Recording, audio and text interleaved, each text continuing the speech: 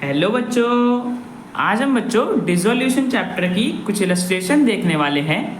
देखते हैं बच्चों ये इलस्ट्रेशन हमसे क्या पूछता है। तो बच्चों शिव और मोहन दो पार्टनर्स एक फर्म में जो प्रॉफिट शेयर करते हैं 3:2 की रेशियो में। तो बच्चों क्वेश्चन में हमें जनरल एंट्री पास करनी है इन सिचुएशंस में फर्म के डिसोल्यूशन पे। तो बच्चों फर्म डिसॉल्व हो रही है और हमें हर केस में जनरल एंट्री बतानी है कि क्या जनरल एंट्री पास होगी। तो बच्चों देखो फर्स्ट केस में क्या बोला है कि वर्कमैन कंपनसेशन रिजर्व है बैलेंस शीट में 75,000 रुपीज का। तो बच्चों देखो हमारे पास रिजर्व का अमाउंट इतना है और बच्चों लायबिलिटी की तो कोई इन्फॉर्मेशन नहीं है कि वर्कमैन कंपनसेशन का कोई क्लेम आया है या नहीं। तो बच्चों हम यही मान के चलेंगे कोई लायबिलिटी नहीं है, मतलब बच्चों कोई क्लेम नहीं आया। तो बच्चों इस 75,000 का बच्चों हमारे लिए फ्री रिजर्व हो गया बिकॉज इसका कोई यूज नहीं है। तो बच्चों इस फ्री रिजर्व को हम डिस्ट्रीब्यूट कर देंगे पार्टनर्स के बीच में, उनकी प्रॉफिट शेयरिंग रेशियो के बीच में। ठीक है बच्चों, तो देखो बच्चों फर्स्ट केस में क्या जनरल एंट्री पास करेंगे, वर्कमैन कंपनसेशन रिजर्व अकाउंट को बच्चों डेबिट कर देंगे बिकॉज ट्रांसफर कर रहे हैं पार्टनर से कैपिटल अकाउंट में, और बच्चों शिव और मोहन के कैपिटल अकाउंट को क्रेडिट कर देंगे 3:2 की रेशियो में। ठीक है बच्चों, तो फर्स्ट केस की हमने जनरल एंट्री पास कर दी जिसमें बच्चों हमें लायबिलिटी की कोई इन्फॉर्मेशन नहीं थी। तो बच्चों हमने ये माना कि कोई क्लेम नहीं आया होगा। ठीक है बच्चों, तो बच्चों फर्स्ट केस हो गया। अब देखो बच्चों सेकंड केस में क्या बोला है कि वर्कमैन कंपनसेशन रिजर्व है 60,000 का और बच्चों लायबिलिटी है 35,000 की, मतलब बच्चों हमारे पास क्लेम 35,000 का आया हुआ है और बच्चों उतना सफिशिएंट अमाउंट हमारे पास रिजर्व में है। हमारे पास रिजर्व में बच्चों एक्सेस अमाउंट भी है। तो बच्चों देखो सबसे पहले हमारे पास लायबिलिटी कितने की है 35,000 की। तो बच्चों सबसे पहले हम इस लायबिलिटी को पे करेंगे। तो बच्चों देखो हमारे पास रिजर्व में सफिशिएंट अमाउंट है, तो बच्चों हमारे पास लायबिलिटी कितने की है 35,000। तो बच्चों 35,000 हमें पे करनी है लायबिलिटी। तो ये अमाउंट बच्चों हम रिजर्व से लेके रियलाइजेशन अकाउंट में ट्रांसफर कर देंगे ताकि बच्चों आगे चल के हम इस लायबिलिटी को पे कर सकें। तो बच्चों देखो हमारे पास 35,000 की लायबिलिटी थी, तो बच्चों इतना अमाउंट हमने रिजर्व से लेके रियलाइजेशन अकाउंट में ट्रांसफर कर दिया ताकि बच्चों हम वर्कमैन कंपनसेशन की जो लायबिलिटी आई है उसको बच्चों पे कर सके। तो देखो बच्चों वर्कमैन कंपनसेशन रिजर्व अकाउंट वापस से डेबिट होगा बिकॉज ट्रांसफर कर रहे हैं और बच्चों रियलाइजेशन अकाउंट को क्रेडिट कर देंगे 35,000 रुपीज से। ठीक है बच्चों, हमने ट्रांसफर कर दिया 35,000 का अमाउंट। तब भी देखो बच्चों मैंने क्या बताया हमारे पास रिजर्व में सफिशिएंट अमाउंट के साथ एक्सेस अमाउंट भी था 60,000 का है ना बच्चों रिजर्व, बट लायबिलिटी कितने की है 35,000। तो बच्चों 35,000 ट्रांसफर करने के बाद भी हमारे पास कितने का बैलेंस बच गया 25,000। अब बच्चों इस बैलेंस का तो हमें कोई यूज नहीं है, तो बच्चों इस बैलेंस को हम डिस्ट्रीब्यूट कर देंगे पार्टनर्स के बीच में। तो बच्चों देखो वर्कमैन कंपनसेशन रिजर्व अकाउंट को डेबिट कर देंगे और बच्चों पार्टनर्स के कैपिटल अकाउंट को क्रेडिट कर देंगे। ठीक है बच्चों 3:2 की रेशियो में। तो बच्चों जो एक्सेस अमाउंट बच गया था रिजर्व में उसको बच्चों हमने डिस्ट्रीब्यूट कर दिया। अब बच्चों देखो यहाँ पे हमने रियलाइजेशन अकाउंट को क्रेडिट करा था, इसलिए करा था बच्चों कि हम लायबिलिटी पे करनी है, तो बच्चों वो लायबिलिटी पे कर देंगे, यहाँ पे क्रेडिट करा था। अब बच्चों डेबिट कर देंगे बिकॉज लायबिलिटी पे कर रहे हैं और बच्चों बैंक अकाउंट को क्रेडिट कर देंगे बिकॉज बैंक का बैलेंस बच्चों कम हो रहा है। ठीक है बच्चों, तो बच्चों इस केस में क्या था हमारे पास सफिशिएंट अमाउंट था, हमारे पास रिजर्व में एक्सेस बैलेंस था, तो बच्चों उस एक्सेस बैलेंस को हमने डिस्ट्रीब्यूट कर दिया और बच्चों फिर हमने लायबिलिटी पे कर दी। ठीक है बच्चों वर्कमैन कंपनसेशन क्लेम की। तो बच्चों सेकंड केस में भी हमने जनरल एंट्रीज पास कर दी। अब बच्चों देखो नेक्स्ट केस में क्या बोला है,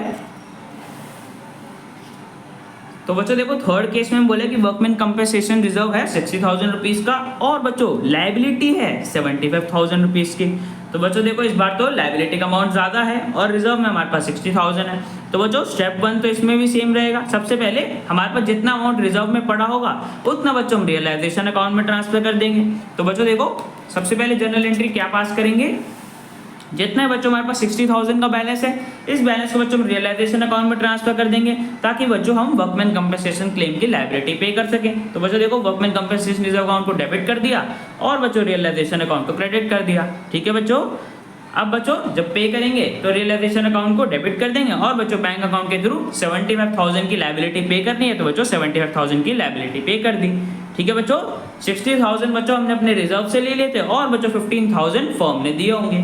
ठीक है बच्चों, तो बच्चों देखो इस केस में क्या हुआ हमारे पास लायबिलिटी का अमाउंट ज्यादा था, रिजर्व में हमारे पास उतना सफिशिएंट अमाउंट नहीं था। तो बच्चों जितना हमने रिजर्व से ले सकते थे 60,000 उतना बच्चों सबसे पहले ट्रांसफर कर दिया और बच्चों जो हमारे पास 15,000 और हमें बैलेंस में कमी पड़ रही थी वो बच्चों फर्म ने बैंक अकाउंट के थ्रू दे दिए। तो बच्चों टोटल 75,000 की लायबिलिटी फर्म ने पे कर दी।